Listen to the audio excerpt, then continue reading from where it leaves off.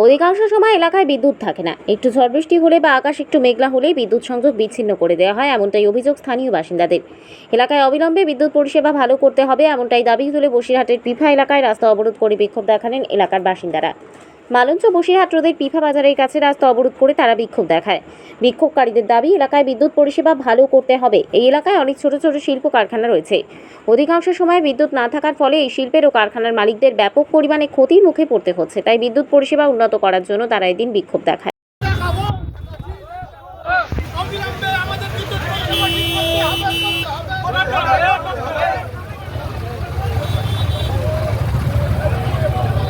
বিদ্যুৎ থাকে না, তাই রাস্তা অবরোধ করে বিক্ষোভ স্থানীয়দের। বসিরহাটের পিফা এলাকায় অবরোধ, বসিরহাট মালঞ্চ রোড অবরোধ করে বিক্ষোভ।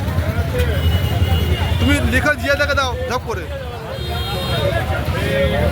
এই সাপ্লাই গ্রুপের নিষ্কর্মতা, যদি কোনো বৃষ্টি হয় আমাদের এখানে 24 ঘন্টা লাইন থাকে। মৈত্রবাগান সাপ্লাই গ্রুপ এখানে আসুক, কথা মৈত্রবাগান মুর্দাবাদ, মৈত্রবাগান ইলেকট্রিক অফিস মুর্দাবাদ, মুর্দাবাদ মুর্দাবাদ, ইলেকট্রিক অফিস মুর্দাবাদ, মুর্দাবাদ মুর্দাবাদ, মুর্দাবাদ ইলেকট্রিক অফিস মুর্দাবাদ। অবিলম্বে মৈত্রবাগান আরে পিফায় রাস্তা অবরোধ হয়েছে, চলে এসো। হ্যাঁ তুমি এসো।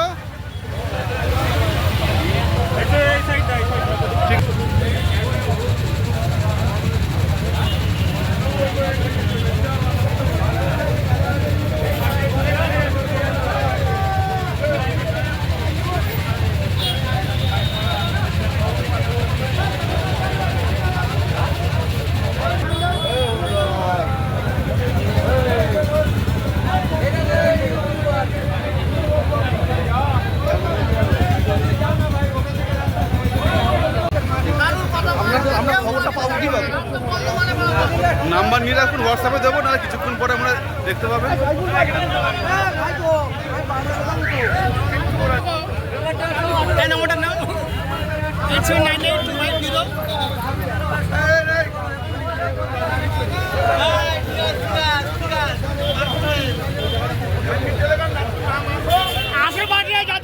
বিদ্যুৎ থাকে না, তাই রাস্তা অবরোধ করে বিক্ষোভ স্থানীয়দের।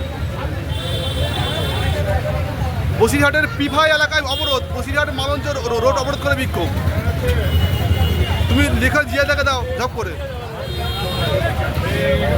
এই সাপ্লাই গ্রুপের নিষ্কর্মতা, যদি কোনো বৃষ্টি হয় আমাদের এখানে 24 ঘন্টা লাইন থাকে। মৈত্রবাগান সাপ্লাই গ্রুপ এখানে আসুক, কথা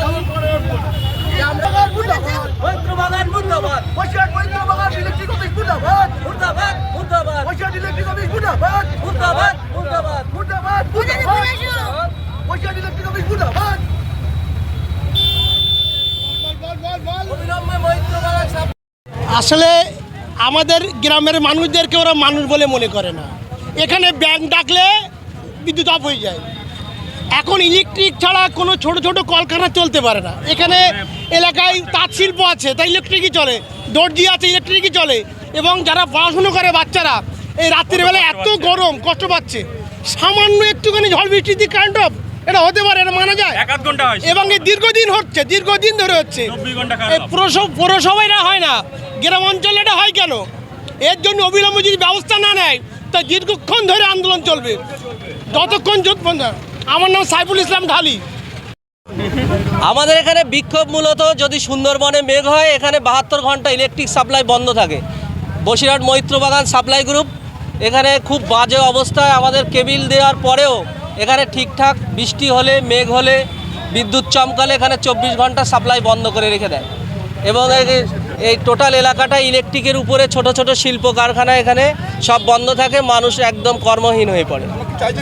আমরা এখানে চাই অল টাইম প্রকৃত কারণ ছাড়া ইলেকট্রিক বন্ধ করা যাবে না। আমরা সাপ্লাই ভালো চাই। আমার নাম শাহজাহান মৃধা।